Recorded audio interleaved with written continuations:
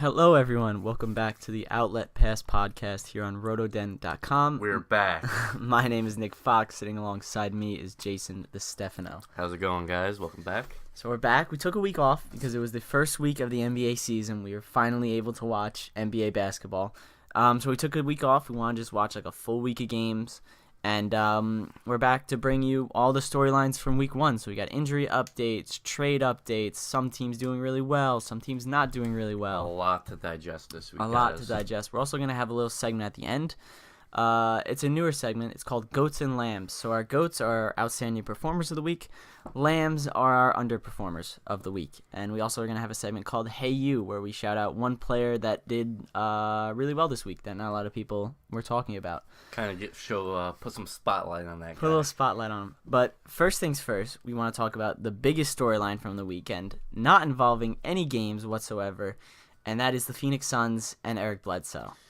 So Eric Bledsoe tweeted on Sunday, right? Yes. He tweeted on Sunday, "I don't want to be here." And I remember that because Jason texted me and said, "Did you see the Eric Bledsoe tweet?" And I went, "What tweet?" and looked it up on Twitter, and it was trending immediately. So the Suns took that as Eric Bledsoe not wanting to be on the Suns anymore. Apparently he looked disengaged in their first three games. I mean, they got blown out in their first game. And he played pretty well. He scored 28 against the Lakers, but that is the Lakers, and he was matched up against a rookie of Lonzo Ball. So he showed up Monday morning.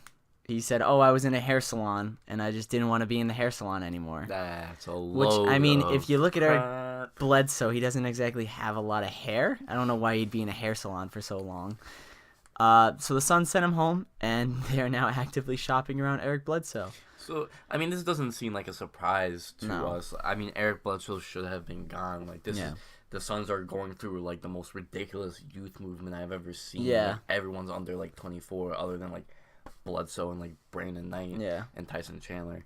But, like, it was only a matter of time before they're going to start, like, healthy scratching him because, like, he was going to win them games and stuff. And he was rumored to be being shopped during, like, the draft, most of the offseason. Like, he requested that.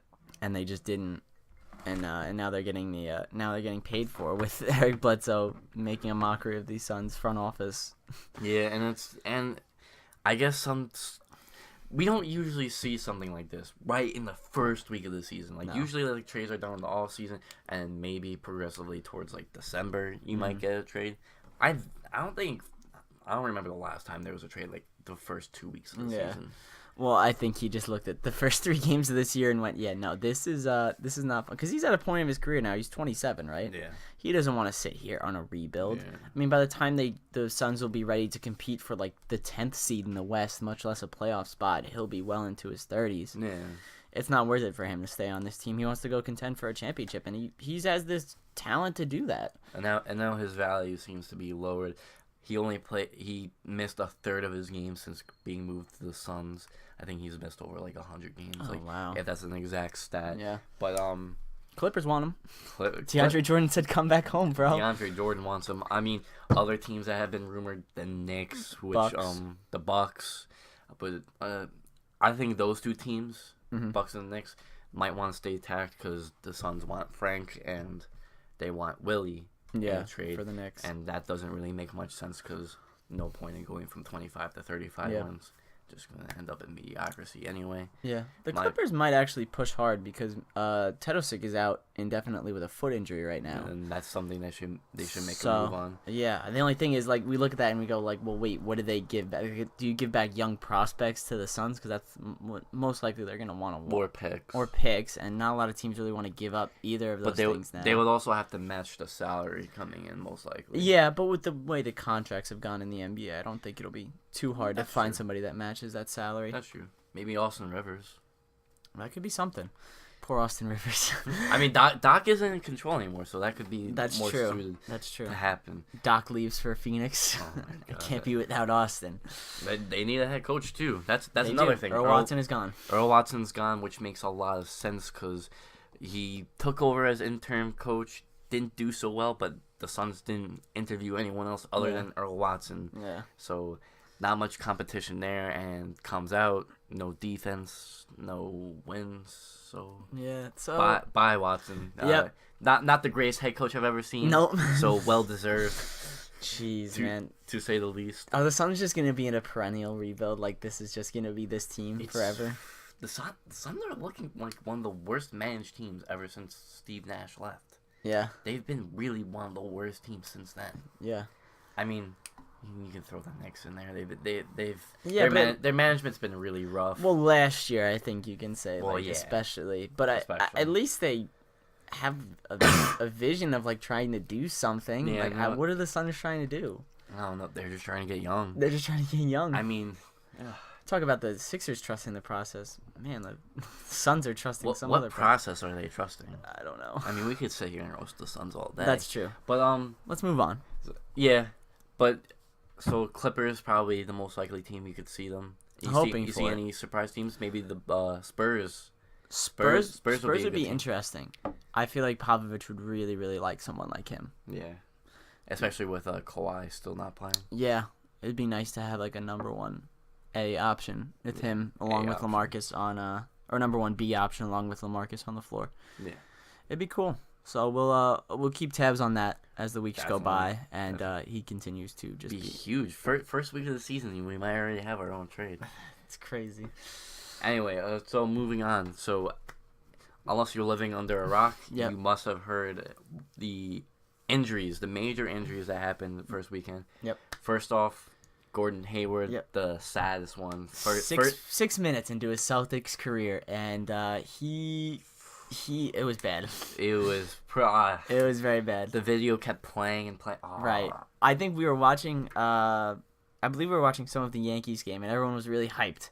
Yeah. And then one of our friends was like, "Oh my God, Gordon Hayward got injured," and we all checked the video on Twitter, and the mood immediately got killed watching that injury. It was I'm pretty sure that was the game where the Yankees came back from a 4-0 deficit. It was just hard to be excited. And It was just like, ah. my stomach kind of turned when I saw that. Yeah. It was a fractured ankle / tibia. Yep, and or dislocated ankle and a fractured tibia, I believe it was. Dislocated ankle. And So, and they had, I can only imagine in like the control room, they see Gordon Hayward go down with the injury. They're like, cut to Hayward, and then it cuts to Hayward, and his ankle is like turned 90 degrees, and they go, oh no, cut away from him. Cut to Dwayne Wade praying. Yeah, Man. it Oh cut. my You could God. see, you could just tell by the way the Cavs bench like reacted, that they all got up and like looked away, that it was bad. But he had surgery. That he's expected to make a full recovery. I think best case scenario he comes back for the playoffs. But That's impressive. yeah, That was a nasty injury. yeah. Well, But- I guess we were talking about it with a compound fracture.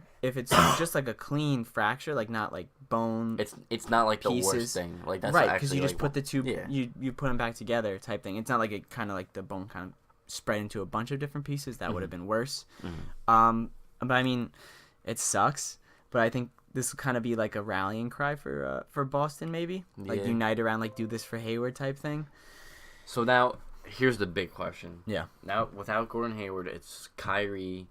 The most recent lineup I saw was Kyrie, Jalen, Jason Tatum, Al Horford, and they went with Baines at center. Yeah. Which I actually kind of like. We both like that. Yeah. What do you see this team? Where do you see them? We had them both at the number 2. We had them at the 2 seed. I could see them drop at most to like the 4. I don't see them. I could still see them kind of beating the Raptors. But as far as like the Celtics or as far as the Wizards go, I'm a little bit more nervous about that now. See, now this is why I think they could drop to the 5th seed because I watched a little bit of the Raptors. The C.J. Miles addition was huge for them. We've been talking about this. Yeah, you said DeLon Wright looks good. Norman Storman. Norman Powell. And they're 2-1 off the out of the gate without much from Kyle Lowry. He hasn't been shooting the best, and they've been mostly leaning on DeRozan and company. Serge Ibaka, Jonas has looked good. Oh really? Yes, he looked really good against the Bulls, but that doesn't really say The much. Bulls. But also it's nice to see they have nice companions because when they do get to the playoffs, and when Kyle Lowry probably doesn't show up like he usually doesn't. Not to be mean, Kyle Lowry, you know you're not good in the playoffs, but now you got a good company there, so I think they could snatch the 4th Yeah. seed. Celtics fall to the 5th seed. I mean, that's worst case scenario for them probably. No, yeah, definitely. Oh, we don't know. Maybe Kyrie just maybe this is what he really, really wanted to just be the guy, and he goes off for 28 a game or something ridiculous like that. Yeah. Maybe the rookies step up. I know Jaylen Brown has been impressing a lot. Jason Tatum's looked solid. Yeah. He doesn't look like he has too much of those rookie jitters. And now they have a decent rim protector in Baines. Yeah, Horford. He's probably better at a 4. The only worry about is lateral quickness against some of those faster 4s in the league, like Blake Griffin or something like that. Oh yeah, of course. So, but hey, Blake Griffin's in the Western Conference. You don't have to worry about him twice a year. Mm-hmm. So it's definitely gonna be more interesting now with Hayward out to see what the Celtics do. I like Brad it. Stevens is a fantastic coach. He'll probably, meddle with the lineups depending on the team that they're playing to get the best matchups. And now look how dangerous this team. If Gordon Hayward makes a full recovery by the playoffs, and they get the 5th seed, Right. That's around. And you already have Jalen rolling at this point. You already have Jason Tatum rolling at this. This season, as much as people want to say it's Warriors Cavs, there's a lot of other storylines to watch that'll make this league very exciting. Yeah, definitely. The other injury, Jeremy Lin going down. Oh, This one hurt a lot too. It wasn't a gruesome injury, but looking at the replay, he goes down.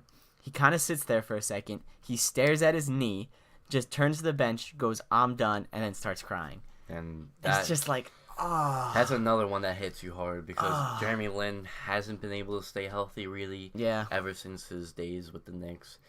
And rupturing a patella tendon, that's never something you want to see. That's never something you want to do. So he's out for the season. So first 2 days, we lose 2 guys. Hayward's obviously the bigger star, but it's really hard to dislike Jeremy Lin. Jeremy Lin was doing really good. He had 18 points that game before he went down. And he's not ever since those Linsanity days, obviously those heights that he's reached as far as popularity has gone down.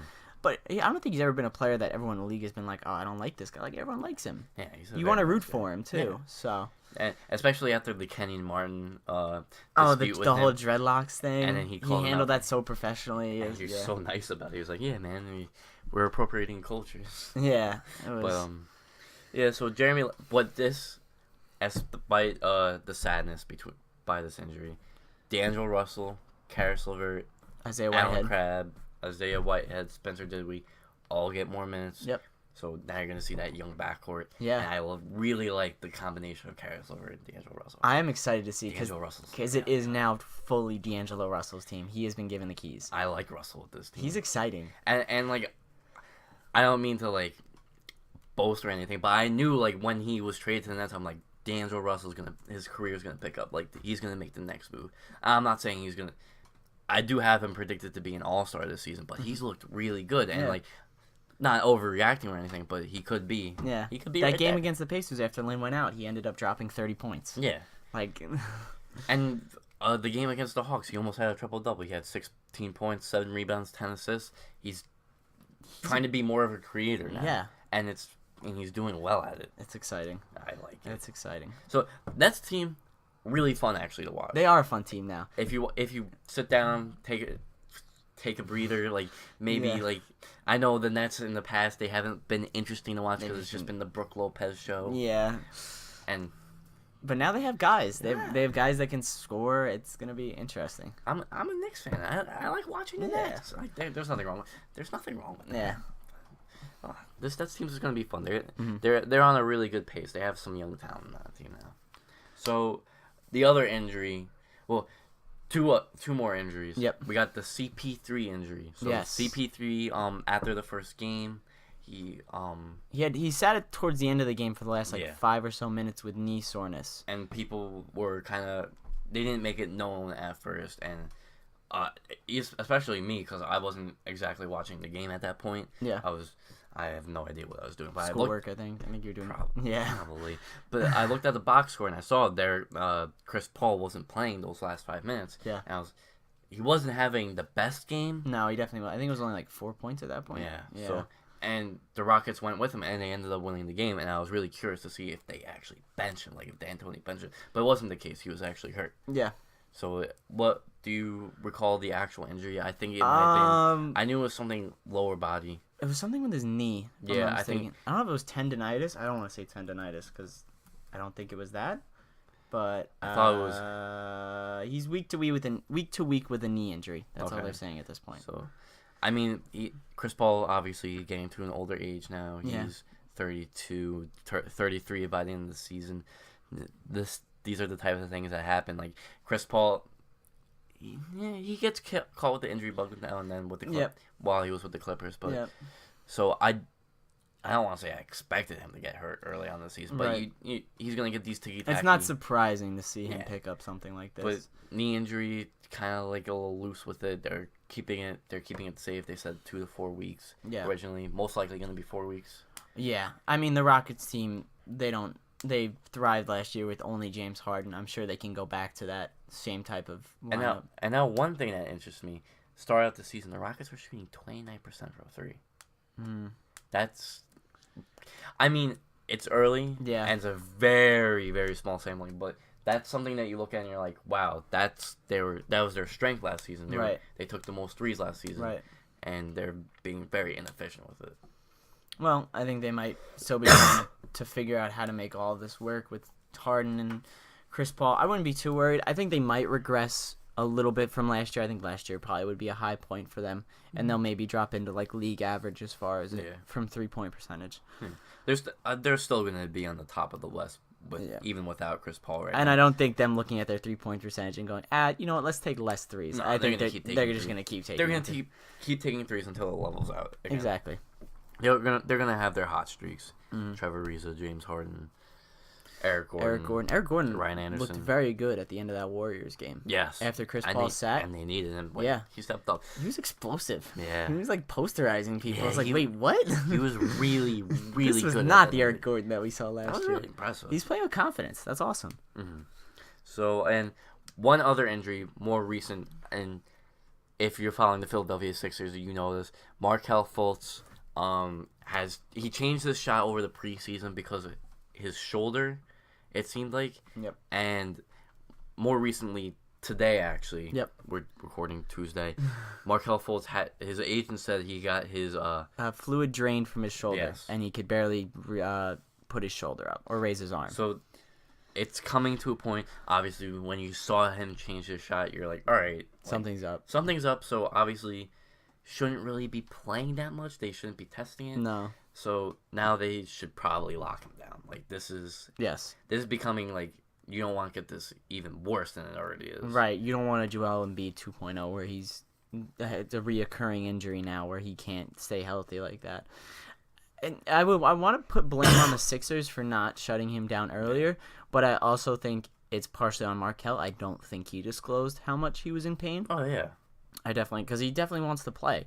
He was, it was like the process has been like, finished. It's like now we have these 3 guys, and Markel's like, I'm one of the 3 guys. I want to play. Yeah. So, but I think they should shut him down until at least like December. Oh yeah, or at least until he could shoot like he normally can. If there's a player who ever needs to change his shot because of pain, you need to be shut down. Yeah. That's. I can't believe the 76ers let him play. Yeah, after seeing that shot change and become his bad free throws. Yeah, his free throws were awful. Because he wasn't like a big drive. He wasn't like a Dennis Smith Jr. where he was like constantly driving to the basket. He actually had a reliance on his jump shot in college, and to change something that you were really good at in college, it just doesn't seem like a good idea. Yeah, so definitely, and it's not even like the biggest concern if he sits for a while because you got Ben Simmons who's playing awesome. First triple-double last point night. Forward, and yes, he's already had a triple-double. He's looked ridiculous. And Embiid has looked good in limited minutes as well, yes, right? He's looked very good too. So, and you got players like Jared Bayless, Robert Covington.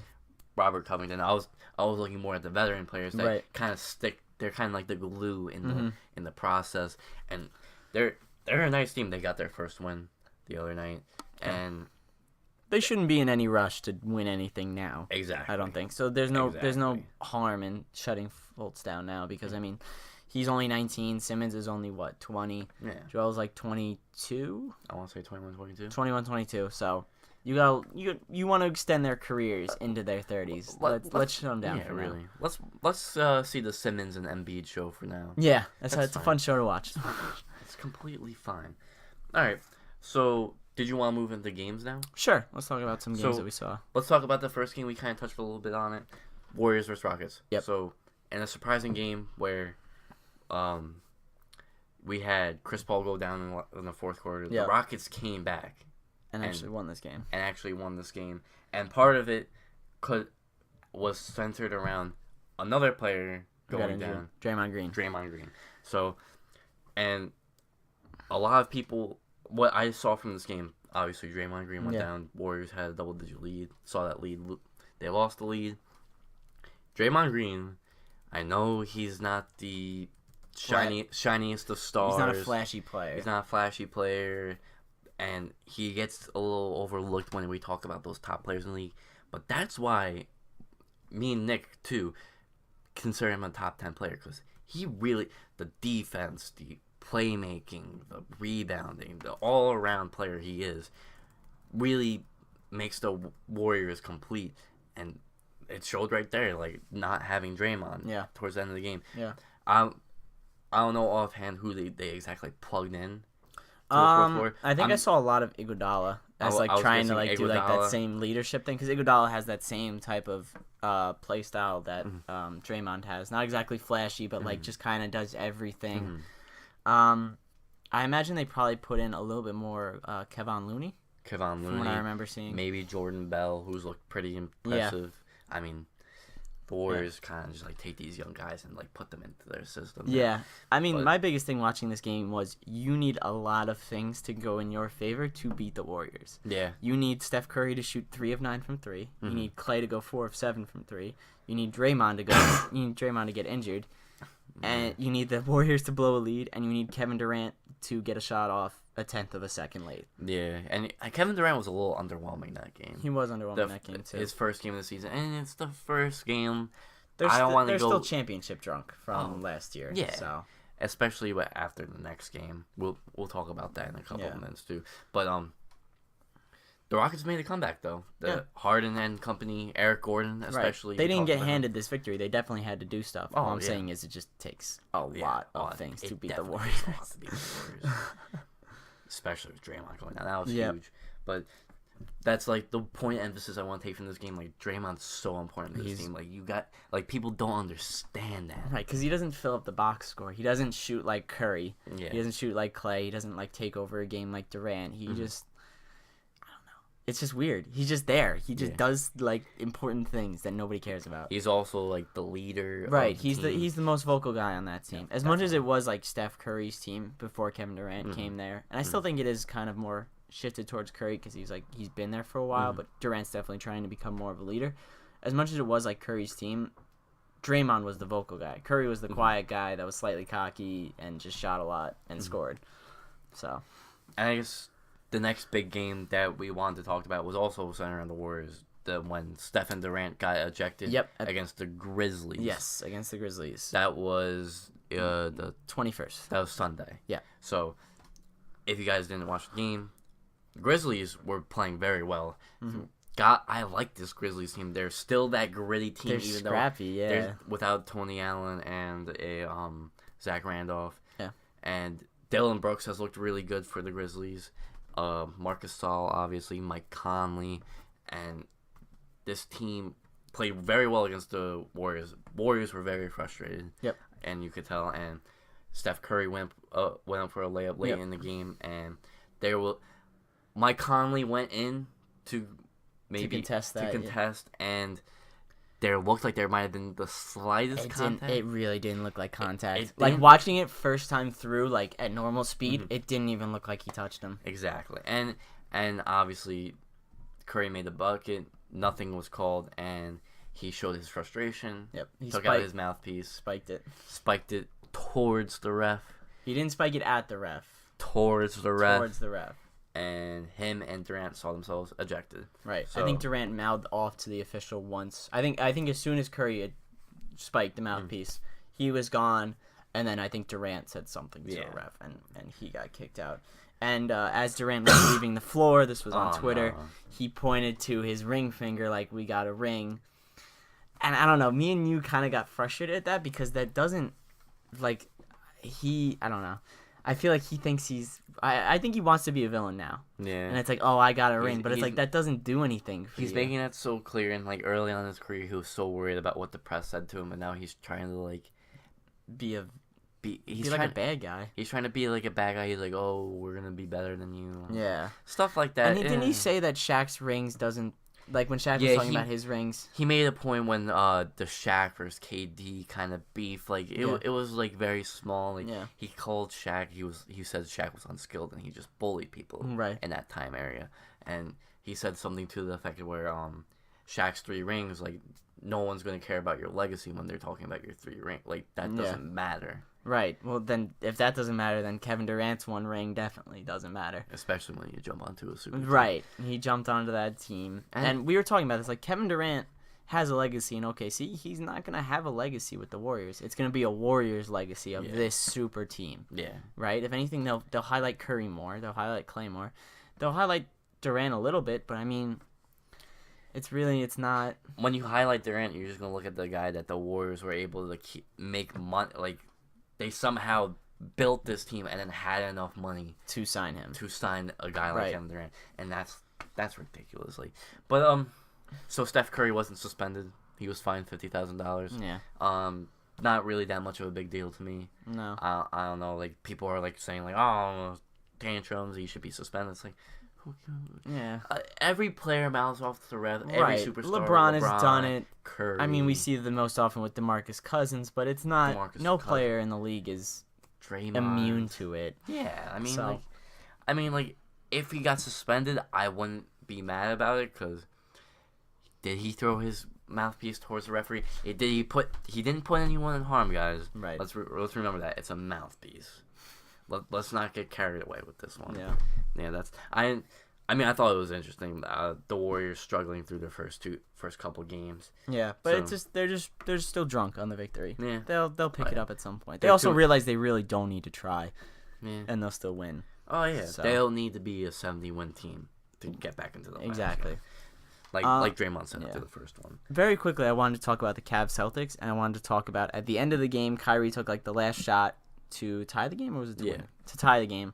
He misses. LeBron's right there. LeBron contests the shot, and then right after that, they like bro hug, and like LeBron kind of like hugs him. He said something to him. He said something to him, and then Kyrie's like dapping up all the old Cavs guys. It's like this whole beef that like during the offseason that's like, oh, Kyrie doesn't like LeBron. Like Kyrie absolutely respects LeBron. Yeah. LeBron. He just wanted to be his own person. And LeBron, I think, respects that now. The media made out the beef to be more than it was. Right. And like they try.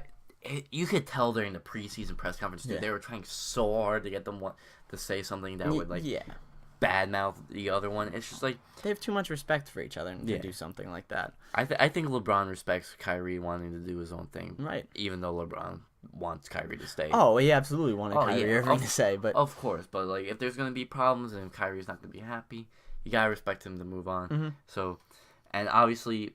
The Cavs were dominating that game, and then the Celtics got back into it, and they got to get to that point where Kyrie, the refs were kind of, from what a lot of people were saying, they were kind of biased towards the Celtics. I mean, that stuff's kind of going to happen on opening night. You don't want to see a blowout between the best 2 teams in your conference on opening night. Yeah. The Gordon Hayward injury happened, and the Celtics did well. I'm not trying to take any away. They did well to come back into the game, but Cavs oversaw them. LeBron James... Once again, he was ridiculous. 29, 16, and 9 that game. Yeah, he's ridiculous. Assist away from a triple-double. Yes. They're good. They're good. Cavs are good stuff. I mean, Derrick Rose is kind of mediocre. Dwayne Wade was kind of mediocre. Yeah. Jay Crowder looks like he could be a good fit next to LeBron. Absolutely. Kevin Love. Yeah.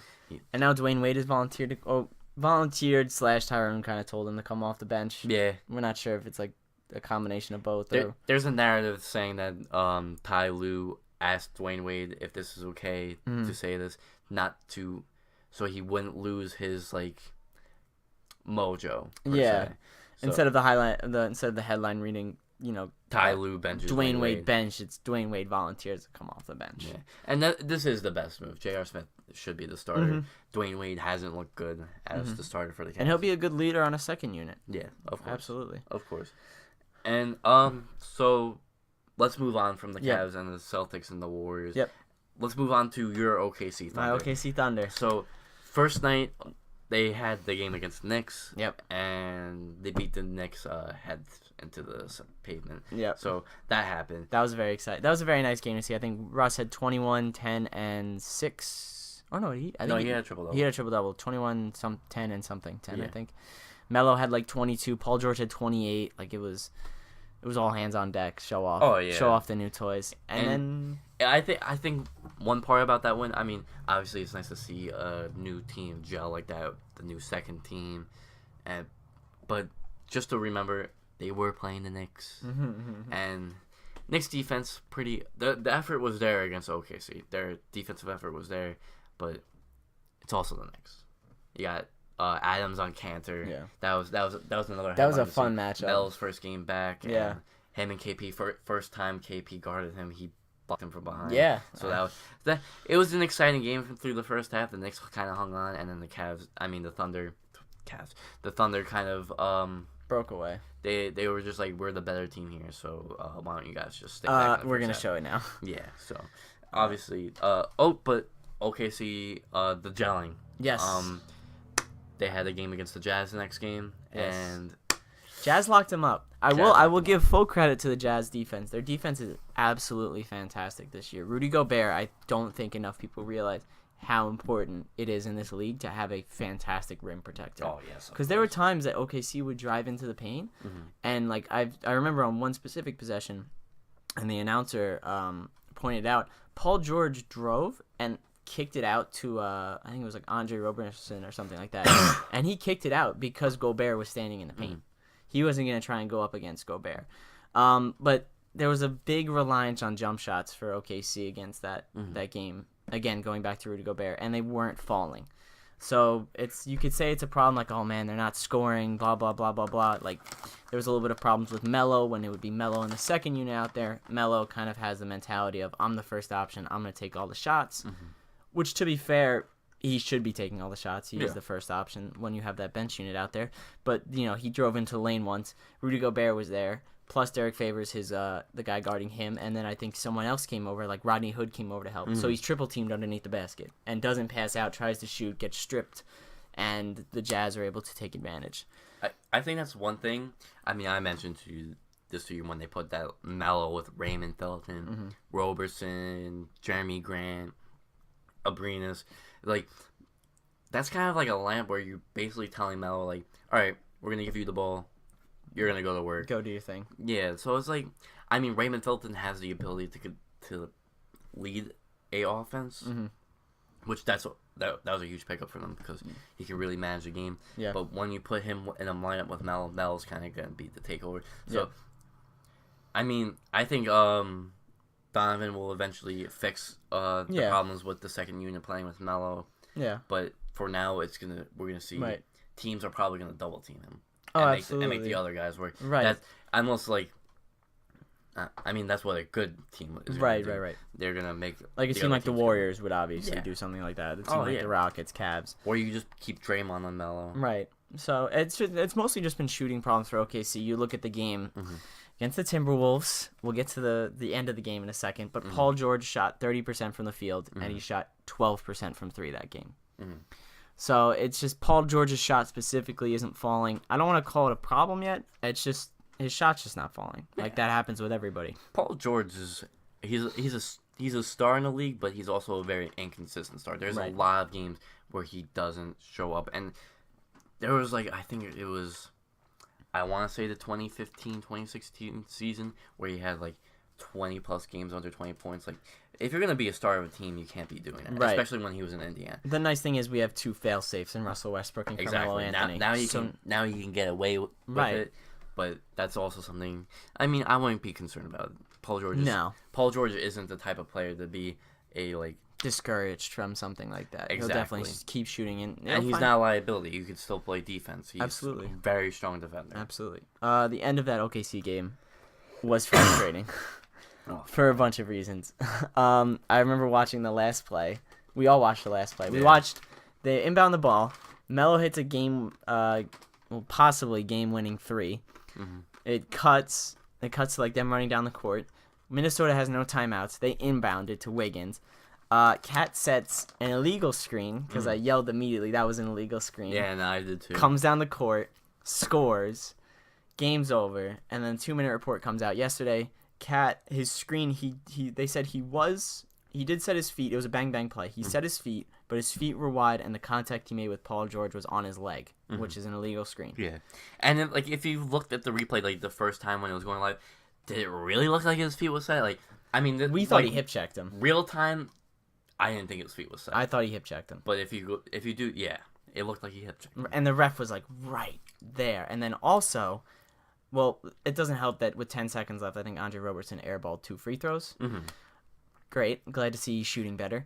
Glad to see you worked on that, Andre. Glad to see he's confident at the free throw line. But also, Tom Thibodeau, after the Melo 3, was behind the sideline official screaming for a timeout. By the time the official turned around, though, he stopped calling for a timeout. That should have been Timberwolves didn't have a timeout. That should have been a technical foul, which is Thunderball plus the free throws. And that basically that's game. If somehow they do score, it's a tied game, right? Because it's only 1 free throw. But yeah, so OKC kind of got screwed. Unwritten rule in basketball where refs don't really call anything on the last shot usually, unless it's like very obvious. But that was kind of an obvious call. I'm kind of mad at the NBA for not. Yeah. I mean, I feel all credit to Wiggins for hitting the shot. Exactly. Here's the thing: he still had to hit like a 40-foot 3. Yeah. So it wasn't like he got cakewalked to the basket. No discredit to him, but if Cat doesn't set that illegal screen and Paul George stays with him, doesn't happen. If the ref the shot is at least contested because Steven Adams had to jump from the left side of the court. I think Alex Abrinas had to come all the way from the right side because he was guarding that lane. It happens. It happens. It's the 3rd game of the season. It hurts. It does. Yeah, it hurt a lot. And I wish the NBA would take action with something like that. Like, that's such like an obvious call. Yeah. And like the refs don't want to make a call and it be wrong. Yeah. So I feel like it discourages them from making bang plays like that. Yeah. So they let it play out. I would like to see the NBA do something about it. I don't think they will. If anything, I think they do it under the table. I don't think they'll come out and say, like, this ref was fine, this ref was suspended. Because then you're going to have a situation where every time a ref maybe misses a call like that, he is specifically going to be called out. Yeah. Rather have it where the NBA and these are people, too. Right. Like, they make mistakes. They make mistakes. Right. It's very hard to call, like, a clean play. Like, I don't think not a lot of people recognize that because, obviously, when it comes to their team, they want it to be a perfectly called game. They don't want to be screwed over. Right. So I think the NBA probably does it under the table. They come to the guy separately and are like, hey, listen, like, you got to make that call, blah, blah, blah. I think that's just something that they need to say to the whole referees like committee in general. Like, because this 2-minute report screws them because now it's like they get exposed for missing calls. And then it shows that a team should have won when they really when they didn't. Right. But, so, obviously, Thunder... a little gelling problems. Kind of got screwed against the Timberwolves, but they're still lethal. Yeah, they're a lethal team. Yep. So I'm looking forward. So I actually want to touch something that you said before about Gobert. Yes. When we were talking about the Jazz, the importance of a rim protector, and something that I've noticed this weekend, and I'll touch more on the specific center that made this bring it up. Nikola Jokic has had. I mean, his offense was struggling through the first 2 games. Yeah, he had a very good third game, but first 2 games he had a combined 7 points. And Jokic, something that wasn't highlighted during his breakout season, his tremendously awful defense. Yep.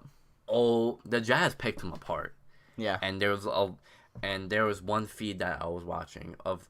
I do watch the highlights, but there was also a feed of just highlighting Jokic, where he was on the play and how someone beat him, or how he wasn't protecting the rim, or how he didn't move to do help defense.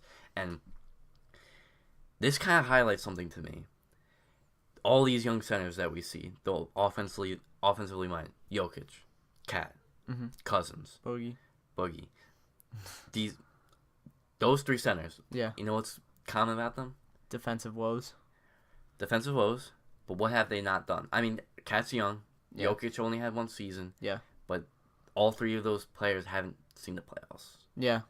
And Cousins is kind of I'm pointing more towards Cousins because obviously Jokic and Cat haven't been in the league long enough for me to really say that. But offensively minded centers who don't play good defense, that's a liability. That's the biggest liability you could have. Yeah. Point guard, you can get away with not being good on defense. Yeah. Like the Kyries, the Damian Lillards. Right, because you can just switch the 2 guard onto whatever their defensive matchup is. But Rudy Gobert is probably... I'm not trying to overreact here, but I think he's the most valuable center in the league because of his rim protection. The Jazz were a 4th seed last year. Yeah. Obviously, they had Gordon Hayward. Yep. Obviously, they had the best defensive team, but that was mostly on the shoulders of Rudy Gobert. You know what I'm saying? Yeah. So I think that's something that just the first weekend, like I know it's early, but having that rim protecting center. Even look at someone like DeAndre Jordan, who's had longevity in this league, not really being able to shoot outside of 10 feet. He has a 40% free throw percentage, yet he starts every game, and because he's a fantastic interior defender. And all those Clippers teams, even when Chris Paul gets hurt, Blake Griffin gets hurt, they still stay afloat. Yep. Why? Fantastic interior defense. DeAndre Jordan. Yep. But those 2 players, I think, get overlooked too much, and we've looked at the more stylish players. Those 2 players, DeAndre Jordan and Rudy Gobert, I'd rather have them than Jokic, Cat, and DeMarcus on a team that already is like stacked. Per se, the Knicks. Right. I'd rather have Rudy Gobert next to Kristaps than DeMarcus Cousins or Cat. Yeah. I mean, that's just something that... Hot take. I mean, you could say it's a hot take, but having that interior defender, especially next to a guy like KP... Who's going to score the basketball. Exactly. You don't need to worry about offense. Yeah. And even on the Thunder, you would rather have Rudy Gobert, I'm sure. To be fair, Steven Adams is a very good interior. He's gotten better. Of course. But if you told me you could take Rudy Gobert, I'd be like, yeah. Like, if I gave you the option, like, all right, Steven Adams for some reason is gone. Like, you could either get Rudy Gobert or DeMarcus Cousins. He met up with Dennis Cantor, and now they're going into the sunset. Yeah, exactly. The stash bros. So, and if I gave you the option, would you rather have these 3 offensive-minded centers, or would you rather have Rudy Gobert? I'd probably take Rudy Gobert because the offensive firepower is already there. Yeah. The defense. That man's going to lock down that paint for you. Yeah. I mean, Boogie will rack up the blocks. Yeah. But blocks don't mean defense. Right. I mean, like, we see guys also like Hassan Whiteside. Yeah. He's a good rim protector and he gets a lot of blocks, but there's also times where you could see him getting beat or other times. But that's kind of just like a point that I wanted to make. Yeah. I mean, that's something huge, and like you can enjoy the flashy centers, but Rudy Gobert, that's why I think he is. Defense isn't fun to watch, but when you actually understand how important it is, it's insane. And that's why I think he's the most valuable center in the NBA right now. Hot take. I would agree with that. So, all right. I'm glad I got that out there. I've been having that on my chest for a while now. So, one more game do you want to highlight before we get into the new segment? Sure. That was the 76ers and the Wizards. Yes, this was the first game with the big young 3 in Philadelphia with Markelle, Ben Simmons. Markelle coming off the bench, Ben Simmons, and Joel Embiid. And then you had the Wizards team, who have looked pretty good to start the season. They're undefeated now. So the Wizards did beat them in the first game of the season. A lot of it came off of inefficiency from John Wall and inefficiency from Bradley Beal, but they had a good boost from Otto Porter, and they also had a good boost from Kelly Oubre, surprisingly. Yeah. And also Marcin had a very good game. Jody Meeks even showed up for that game. Yeah. Hey, as much as you want to talk about how this Wizards team has not changed at all, really, it kind of works because you've now developed chemistry with the same guys for 3 or 4 years. And now Otto Porter and Kelly Oubre, those guys are progressing now, which is nice. Which is very nice to see. But obviously the team you would want to highlight more on this is the 76ers and how they played. Joel Embiid had an impressive game. It was 18 points. 13 rebounds. One thing that I want to point out, despite his good game, when he was put into the third quarter, they put Ian Mahinmi. They had Marcin Gortat for a little bit, and then they put Ian Mahinmi in, and he was shut down that third quarter.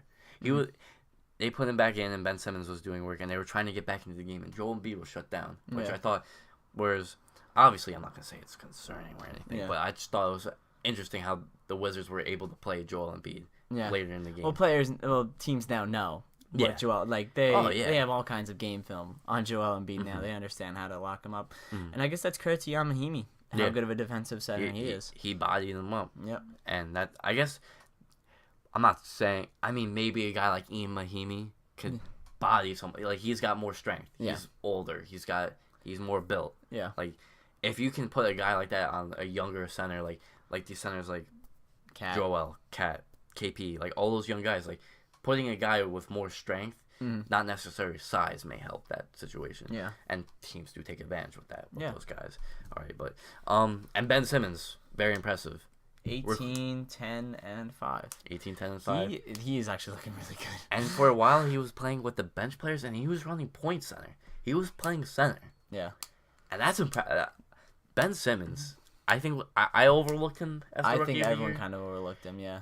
And I was like, oh, well, I haven't seen anything from him. Well, I haven't Right. seen him play in a year. Right. But guys like Amir Johnson saying, this guy's the next big thing. He may be right. He might be right. And then, this including this game, Wizards won late in the game. Bench was kind of the fault at the 76ers. Dario was not good off the Only bench. 3 points in 22 minutes. TJ McConnell wasn't Timothy really... Luwawu Cabarro.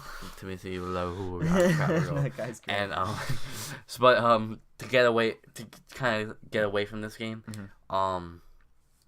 76ers, Ben Simmons recorded his first triple double of his career, and that's also another thing I want to highlight. Ben Simmons is very good. He is Guys, good. we found Ben Simmons. He's here. He's finally here. And it's so exciting. He's so fun to watch. Yeah. He's such a good ball handler. One thing that I do look for, Ben Simmons, teams are playing him like he has a very good jump shot, which he hasn't really proven. He doesn't really. Obviously, it's early. Yes. 4 games in. But I don't. His strength at LSU, he never really was like a jump shooter. I do look for teams to eventually sag off a little bit. Hopefully, Ben Simmons has improved his jump shot since then. But Ben Simmons, very good. Teams are playing him close. Maybe they start to change that. But for right now, his playmaking abilities, rebounding abilities, scoring, Right. all impressive to me. Right. Holy. I don't want to say that he is LeBron, but he draws comparisons to where LeBron is. LeBron's a playmaker. LeBron. And he was drawing those comparisons, and Right. like we didn't see that at first, obviously, because he didn't play his first year. And now you see it, and you're like, "Oh, look at this bad boy!" It's also the effect of having a full year of NBA style, like strength and conditioning, Yes. like learning the playbook for a year. Like he has an advantage over these other rookies, which is kind of cheap when it comes to rookie of the year because these guys are straight out of college. And you can look at that with Joel Embiid. Joel Embiid, if he played 40 to 50 games last season, he would have won Rookie of the Year. Right. But and then obviously the injuries. But yes. So are they just gonna keep shutting down their first round draft picks and then having them come back a year later and win like Rookie of the Year awards? I mean, like is Markel gonna win Rookie of the Year next year because he's gonna be out the rest of this year? I hope they shut down Markel. Oh my goodness, that'd be ridiculous. So, 76ers. Yeah, they got that nice young core. Kind of exciting. Pretty exciting. They're trying to find their feet and they're doing pretty well with it. Yes. So now we're gonna switch over to our new segments. Well, 2 of them. Goats and Lambs and Hey You. We're gonna start with Goats and Lambs. The way it works, me and Jason each pick 2 players to be goats, 2 players to be lambs. The goats are the players that have really stood out this past week. Lambs have underachieved this week. And then Hey You is one player that we felt like was like, hey, like you're doing really well. So yeah, let's highlight you. One of those like non-big name guys that had really good weeks. Right. So, Nick, you want to go? Well, we actually share a goat. Yep. And it's really not surprising. And we haven't touched on him this much this segment. Yep. So now it's finally time. Giannis Antetokounmpo is our first goat. Yes. Combined ever. first goat. He absolutely deserves it. That man, for his first 3 games, he averaged 38 and 10, Yes. I believe. And I think it was 37. It's 36.8, which is 37 and 10. And that doesn't even make a difference until like what I'm thinking. Yeah. But amazing. He dropped 44 one game, right? Yes. Against Portland, he had the game-winning dunk and the game-winning block on Jusuf Nurkic. Which Jusuf Nurkic is a big boy, and yes. Giannis obviously showing off his length is a big boy too, and he could do it all. Like yes, and this is without really shooting threes either. Yeah, like he really doesn't have a deep ball. Yeah, but he's still like, and it looks like it actually is improving just a little bit. Just a little bit. He's not going to shoot at a high volume, but if he's open, he's only 22. Even if it takes him like 3 years to get a jump shot, he'll be 25 at that point. And yeah, And everything else will have improved. Obviously, seeing him at the latter half of the last season and the playoffs, everyone was like, Giannis is going to be the next big thing. Giannis is going to be the next big thing. Everyone's talking about him being top 10. First week, he didn't disappoint. Yeah. He really brought it. They beat the Celtics. Yes. And they beat Portland, obviously, the game-winning block. And they didn't beat Cleveland. No, I don't believe they beat Cleveland. Yes, LeBron, too strong. But he's still playing ridiculous, and he's really impressed me. And now he's gonna start making people think of him as maybe even a top 5 player. And they also beat the Hornets. Giannis has 147 points through the first 4 games of the season, which is a Bucks record. That does sound like a Bucks record. record. He's only 22. There's still the patented Giannis highlights of him taking off at the free throw line, and look, he's at the hoop, still in the air. It's just unreal. And he's such a he's like a player you want to root for because he has such a great personality, like those Snapchats, right? Because Adidas, Li-Ning, and Nike are all trying to sign him to major shoe deals. And it's the Instagram story of him getting that full truckload of Adidas shoes, and he just looks like a kid. Like he's so like, look at all these shoes I have. Like it's just. He's a very likable guy, and he's already killing it this season. And the Bucks could be dangerous. They could be very dangerous, especially if Jabari comes back and is able to play really well. Top 3 seed, right? Chris Middleton does what he does best. Yeah. Malcolm Brogdon shows even more, composure at the point guard keeps position. Progressing. Greg Monroe. I talked about Greg Monroe needing to have a really great year this year because it's a contract year, and so far he's showed up. Yeah, and so you want to move on to the next goal? Sure. That's us really praising our love for Giannis. Enough Giannis praise. Let's move on to someone else. All right, so your second goat. My second goat, we talked about him earlier, Rudy Gobert. Currently averaging 14 and 12 through the first 4 games of the season. Offensively, that's great. Mm-hmm. He's going to be like a second option, I think, on this team, or like a 1A option. The Jazz don't have like a guy that they can go to. Yeah. But it's just like they're able to spread the wealth so well that you're not going to see a lot of points from Rudy. But his defense is just like that Thunder game just got me on the Rudy Gobert train of his defense is absolutely incredible. Yeah. In the post. Oh yeah. And his ability to like not foul guys, but just play really hard defense and make them think twice before they go into the paint. Because a large part of the NBA with the floor spacing is you drive into the paint, you try to get that help defense to all crash in on you, and then you kick out. Mm-hmm. Well, if the guys don't need to come down on help defense because Rudy Gobert's in the paint, that's huge because you can stay out on the perimeter, you can switch really well, and you can force a team to hit or try and shoot a contested shot. Yes. So that's it. We're on a Rudy. As much as we're on a Giannis hype train, we're on a Rudy Gobert hype train here too. Obviously, me saying he's the most valuable center in the NBA, you could tell that we really like Rudy Gobert, and he's gonna show his worth this season. Yeah. That Jazz team. And he's a young guy as well. He's only 24. I didn't even think about him for my goal of the week, so credit to you for making that pick. Who's your guy? So my guy, a little surprising. I hope you guys think it's surprising.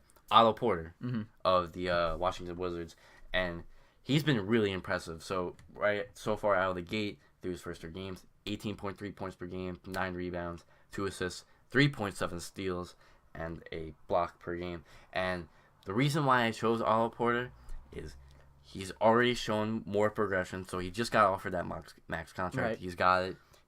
He secured the package. 22 to 20 million plus a year. And the most surprising thing I saw about him, well, first of all, he scored 28 points and 9 rebounds in that game against Detroit. Mm-hmm. His shooting is awesome, and the thing I'm most impressed with, he right now, I don't know if you follow his account on Twitter. It's called NBA Math. Okay. And a lot of the times he does TPA graphs, which is showing offensive points added and defensive points added. Okay. So like they show each player on so they highlighted the Wizards. Mm-hmm. Obviously, I'm talking about Otto Porter.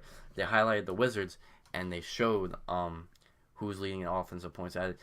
The only player you saw all the way to the top right corner, Otto Porter. His defense has really shown. His floor spacing, his post game. So he's not really adding a lot of points on defense as far as letting other guys score, right? Yes. He's saving points on defense. He's saving points on defense. He's not letting guys score, and he's contributing on offense. So it's like a positive. Yeah, so he's going on. I think he was one of the like there was a couple guys who were like showing positives, but like minimal. He's like all the way into the top of the right corner. Wow, that's like awesome. like Otto Porter has really been like a low key great like player so far this season. That's awesome. So early in the season, but Otto Porter, congratulations! Like you have gotten off to a great start. You're showing a lot of progression, and I don't have his shooting stats up at this moment. I'm trying to get them. I'm really bad with this, but he shot efficiently. That's awesome. And that's why I chose him as my goal of the week.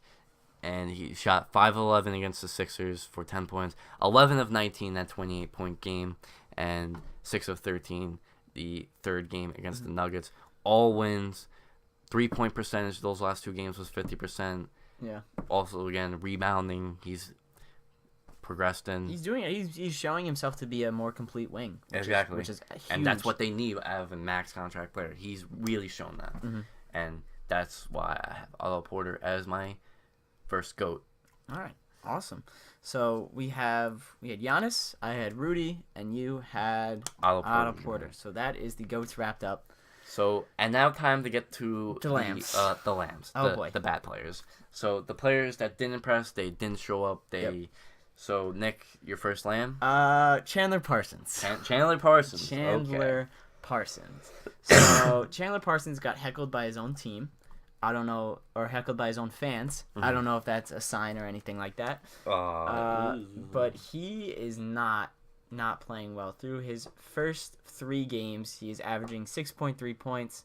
He is shooting 57% from 3, but his most amount of attempts he took in a game was 4. Yeah. He really he's just not showing himself to be that lucrative contract that he's made. The team's expecting more. Right. Teams you look at Otto Porter, who has improved greatly after getting a max contract. Really, Chandler Parsons hasn't shown any reason for him to be a max contract player. And with the injuries constantly, his knee problems, I think his time's winding down to show teams he's really worth taking a chance on. And yeah, that's really it. He's not been a good player. Chandler Parsons really hasn't done anything since his days in the Rockets. Yeah. And if I was a Grizzlies fan, I'd heckle him too. You're getting paid $22 million a year. Like, you gotta put up more than 6 points.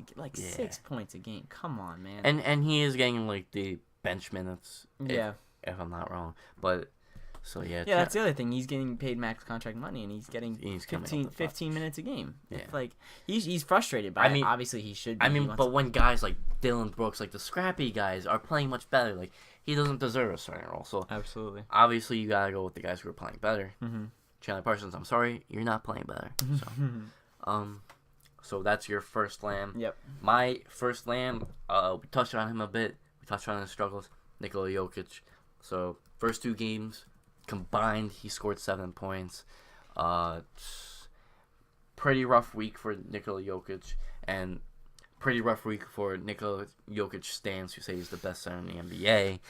Boy. They kind of got their bubbles bursting on that. So he had a very good third game where he scored 29, but his first 3 games, 12, 10, 6.7. Those stats jump out, and you're like, well, why are you saying he's the Lamb of the week? He revolves around his offensive game. He revolves around his passing game. He still had 8 and 7 assists those first 2 games when he only scored 7 points combined. But if you're not going to show up offensively in those 2 games, you got to show up on defense. Right. And he's not a guy who's going to show up on defense. Right. He's not going to protect the rim. And in my opinion, the Nuggets were up big on that first game. Will Barton was the big part of it. Shout out to Will Barton. He looked really good that first game. Nikola Jokic and the defense was part of the reason why they started to crumple apart that game. Because he wasn't protecting the rim. Guys like Rudy Gobert, drivers are going to go into the rim. But he wasn't helping them at the rim. Yeah. And that's one reason why because I feel like Nikola Jokic lost that first game for them against Utah. And the Wizards, he had a great game, but they ran into a really good Wizards team. So I think he's a huge part of the reason why the Nuggets kind of looking right now. He either has to step up his defensive ability or make sure that he shows up offensively every single day. It's a type of center who doesn't protect the rim has to go for at least 16-10. Right. And 7. His passing game is a huge part of his game. Yeah. So he has to show up in that category where else his team's not going to see. So congratulations, Nikola Jokic. You're my first lamb of the evening. Oh, man. My second lamb is going to go to Julius Randle of the Los Angeles Lakers. This was supposed to be a big year for Julius. This was supposed to be, I guess, a breakthrough year for him. Obviously, he's playing for a contract. Through his first 3 games, he's only averaged 9.3 points per game, 3 rebounds, and a single assist and a single block. He only played 12 minutes against the Suns, 18 against the Clippers. His minutes got upped a little bit against the Pelicans. He played 24 in that, and that was where we saw his highest scoring output. Luke Walton currently hasn't, well, not benched, but he's playing second-team minutes. Yes. He said he's open to moving Randall, obviously, to And the starter so role. he's gotten the bounce by Larry Nance. Yeah. This is supposed to be like the year for Julius Randle, and it's being all but that. Yeah. He's not really showing anything to highlight it. And I think the minutes restriction is a problem, but He needs to show up on the boards, though. Right. That's one thing I see considering, like, a big man like Julius Randle only getting 2 rebounds in a game of 24 minutes.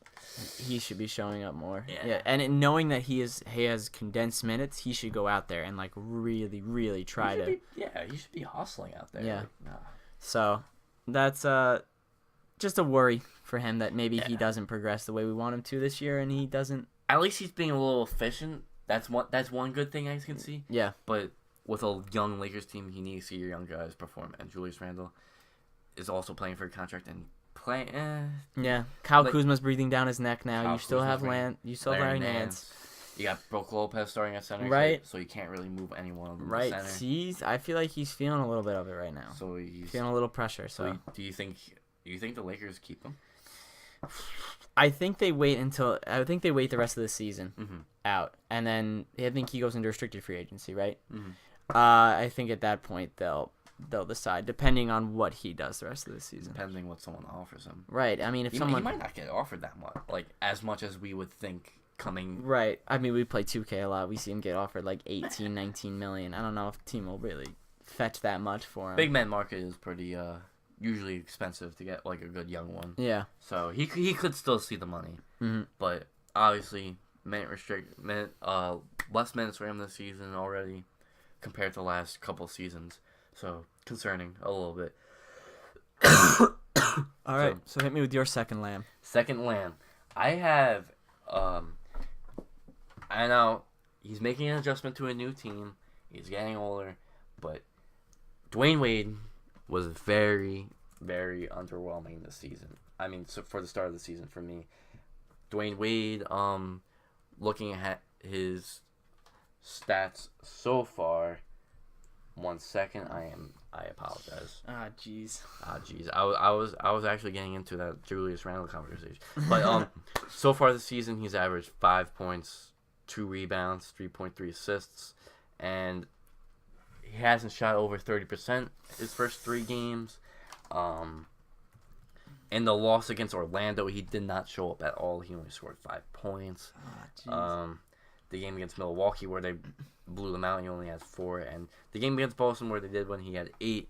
But also, like I said, the game where he scored 8, he shot 30% of the field, and that's been his best shooting guard mark. He's been benched. Well, he's volunteered to bench, and so everyone was saying Dwayne Wade to the Cavs, huge move. I need to know where he fits. Yeah. It doesn't look like he fits in the starting lineup, which is a concern to me. J.R. Smith will fit much better. I'm not really concerned about that part. And we could say all we want, like, oh, he's definitely a better leader as a bench player, and he could create there. He's getting older. He's breaking down a little bit more. He doesn't have that same explosiveness that made him kind of like that slashing shooting guard. Yeah. He doesn't really have that ability anymore. Yeah. He's not the same guy who's averaged 23 points per game his career, and he's not the same two-way guard. You can't really pair him with Rose because then those are 2 guys who are like... You really can't shoot from deep. You kind of lose that floor spacing that the Cavs want. You lose the floor spacing. The defense isn't really there in the backcourt. Yeah. So, very underwhelming start for Dwayne Wade as a Cavalier. I think he's a veteran. He's still a very good player. I think he'll pick it up. But Dwayne Wade, you're my lamb this week. He Do better. Do better, basically. Yeah. His efficiency is so down, and he needs to do better. That's all I could really say. Yeah. I mean, I didn't really expect him to start off like this. I knew he would have those that fill-in period where he would find his role with the team, but shooting less than 30% from the field in all 3 of your games. Yeah, that's not good. That's kind of concerning. Yeah. In my perspective. All right, so I think we're done with our lambs. So welcome to the family. Chandler Parsons, Julius Randle, Dwayne Wade. I think we'll hang up a plaque. And who was your first lamb again? Nikola Jokic. Jokic. And Dwayne Wade. Yep, and then welcome to the GOAT family, Rudy Gobert, Giannis, and Otto Porter. Yeah. Well, hopefully we'll be expanding this list just about every week, and just hope that your player doesn't end up on the lamb list. Yeah. Because that's not the fun one. But now we have our final thing. It's called Hey You. We're going to point out one player who has performed really well this week that really not a lot of people have been talking about. So, Jason, do you want to hit us with your Hey You? Yes. Please let me hit you with my Hey You. It is DeJounte Murray of the San Antonio Spurs. And one thing that really impresses me about him is, well, first of all, Kawhi Leonard hurt. Yep. DeJounte Murray, it's his second year. He's just stepped right in and completely filled a necessary role. First game against the Timberwolves, going up against the veteran of Jeff Teague, 16 points, 7-8 from the field, 5 rebounds, only 2 assists. But also, we move on to the game against the Raptors, where they won. A very good Raptors team, 16 points, 6 of 12 from the field, shooting efficiently, 14 rebounds. That's big. And 6 assists. So, playmaking is also there. These Spurs teams, when they get like young players like DeJounte Murray, you don't look at DeJounte Murray in the draft. He fell to the 29th, but you don't look at him and be like, oh, that guy's gonna be a very pivotal player for a team. Greg Popovich takes these guys, gives them their role, and they do it.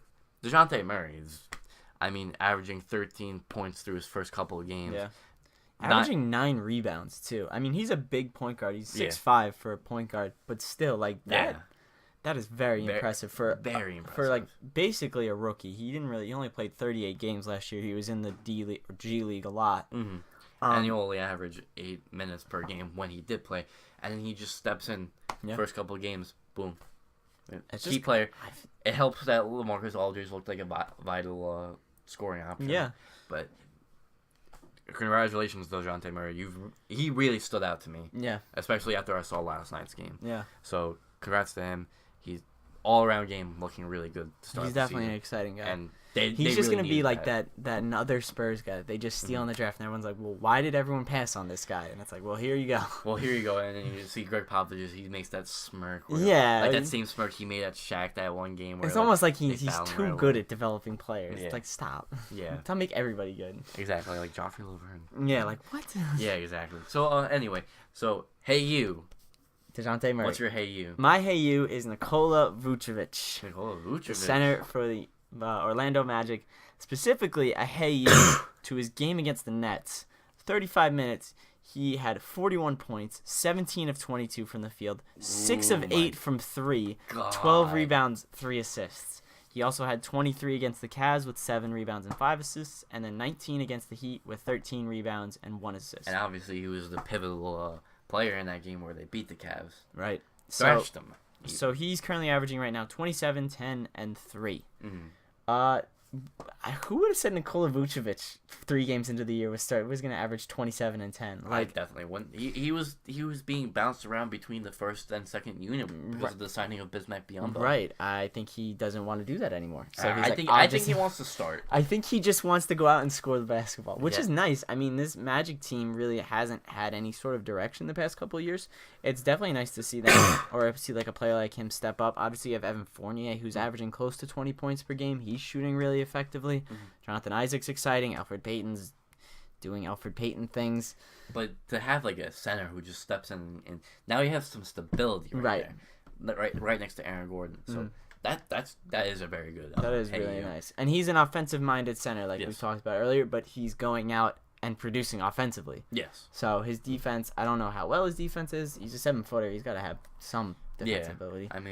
You look at Nikola Jokic, Cat, DeMarcus. Yeah. I don't think guys drive and go, oh no, there's Nikola Vucevic in the paint. I don't think anyone's gotten that vibe from him. But this is awesome. I want to see the Magic do well. They're kind of like that forgotten franchise in the NBA. They started 2-1. Hey. On the shoulders of Nikola Vucevic. Hey, maybe they slide in on the 8th seed. I think we wrote him off too much. It's also 3 games into the season. Yeah, that's right. That's very true. So we won't get ahead of ourselves. But hey, Nikola Vucevic, good job. Great first week for him. Yeah, that's really good. Also, I don't think you noticed this about your Hey You. Happy birthday, Nikola Vucevic. It's his birthday today. It is October 24th. I actually knew that before you pulled up his. You did? Page. I did. Happy birthday, Nikola Vucevic. He turned 27 today. And he's averaging 27 points per game. Hey, look at that. Look at this guy. Look at that. Look at this guy. He's got to stay averaging 27 for the rest of the year. Otherwise it doesn't work. Oh man. Hey, in 2K he's always an all-star. So. That's just so weird. But So that's everything we got for you guys. We ran through the big storylines, ran through our goats, our lambs, our Hey You, and we're hoping to come back next week with even more storylines for you. Hopefully you guys like this. Obviously, reply to our podcast and with any suggestions. Hopefully you guys like the goats and lambs because it's all really hard. Let us know any players that we possibly miss, either positively or negatively, that you saw this week. That send us your goats and lambs every week. Absolutely. And we'll highlight some of the goats and lambs we think could also be part of that we didn't include. And we'll try to keep up to date on this Eric Bledsoe thing. This probably will be a prevailing storyline for as long as it takes him to either get traded or like quit the Suns. Yes, we will be following the tremendously bad Phoenix Suns. We are both following Eric Bledsoe on Twitter as of right now. So yeah, and a little bit of DeAndre Jordan because he wants to come back. But anyway, so that's all we have for you today.